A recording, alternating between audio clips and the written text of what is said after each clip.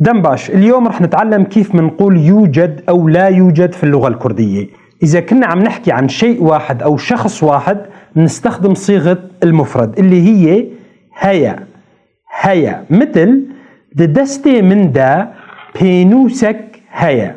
ددستي من دا بينوسك هيا. أو لأودي زاروكك هيا. لأودي زاروكك هيا. أما إذا كنا عم نحكي عن أكثر من شيء أو شخص نستخدم صيغة الجمع اللي هي هنا. هنا، مثل ددستي من دا دو بينوس هنا.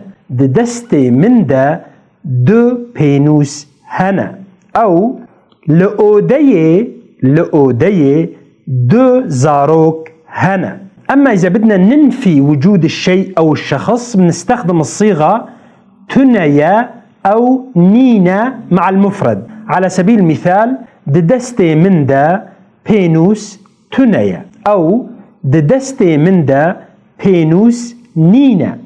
مع صيغة الجمع بنستخدم تننا أو نينن، مثل ددستي من دا بينوس نينن.